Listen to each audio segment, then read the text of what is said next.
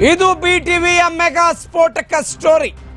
ಕರ್ನಾಟಕ ಸರ್ಕಾರವನ್ನ ರಚನೆ ಮಾಡೋದಕ್ಕೆ ಅಂದರೆ ಬಿಜೆಪಿ ನೇತೃತ್ವದ ಸರ್ಕಾರ ರಚನೆಗೆ 5,000 ಕೋಟಿ ರೂಪಾಯಿ ಪ್ರಾಜೆಕ್ಟ್ ಅನ್ನ ಬಿಜೆಪಿ ಹೊಂದಿದೆಯಾ? ಎಲ್ಲ ಸರಿ ಹೋದ್ರೆ ಬಿವೈ ವಿಜಯೇಂದ್ರ ಡಿಸೆಂಬರ್ 15ಕ್ಕೆ ಮುಖ್ಯಮಂತ್ರಿಯಾಗಿ ಪ್ರಮಾಣ ವಚನ ಸ್ವೀಕಾರ ಮಾಡ್ತಾರಂತೆ.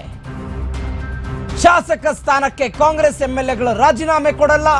ಆದರೆ ಎನ್ಡಿಎ ನೇತೃತ್ವದ ಸರ್ಕಾರ ರಚನೆ ಆಗೋದು 100% ಗ್ಯಾರಂಟಿ ಅಂತ. ಬಿಜೆಪಿ ಜೆಡಿಎಸ್ ಸರ್ಕಾರ ರಚನೆ ಆಗೋದು ಹೇಗೆ ಗೊತ್ತಾ? ಹೇಗೆ ಬಿಜೆಪಿ ಮತ್ತು ಕಾಂಗ್ರೆಸ್ನ ಆ ಎರಡು ನಾಯಕರ ನಡುವೆ ಡೀಲ್ ನಡೀತಾ. ಹೊಸ ಸರ್ಕಾರ ರಚನೆಯ ಒಪ್ಪಂದದ ಸ್ಫೋಟಕ ಸ್ಟೋರಿ ಇದು. ಸ್ಫೋಟಕ ಸ್ಟೋರಿ. 5,000 ಕೋಟಿ, 50 ಜನ ಎಂಎಲ್ಎಗಳು ಬರಬೇಕು. ಅಲ್ಲಿಗೆ 66 ಬಿಜೆಪಿ, 19 ಜೆಡಿಎಸ್, 50 ಇವರು, 135 ಜನ ಶಾಸಕರಾಗ್ತಾರೆ. ಇವತ್ತು ಯಾವ ಪರಿಪ್ರಮಾಣದಲ್ಲಿ ಕಾಂಗ್ರೆಸ್ನ ಶಾಸಕರುಗಳಿದ್ದಾರೋ ಆ ಪರಿಪ್ರಮಾಣದ ಶಾಸಕರು ಅವತ್ತು ಎನ್ಡಿಎ ಶಾಸಕರಾಗಿರ್ತಾರೆ ಅಂದುಕೊಂಡಂತೆ. ಆದರೆ ವಿಜಯೇಂದ್ರ 15ನೇ ತಾರೀಕಿಗೆ ಮುಖ್ಯಮಂತ್ರಿಯಾಗಿ ಪ್ರಮಾಣ ವಚನ ಸ್ವೀಕಾರ ಮಾಡ್ತಾರಂತೆ.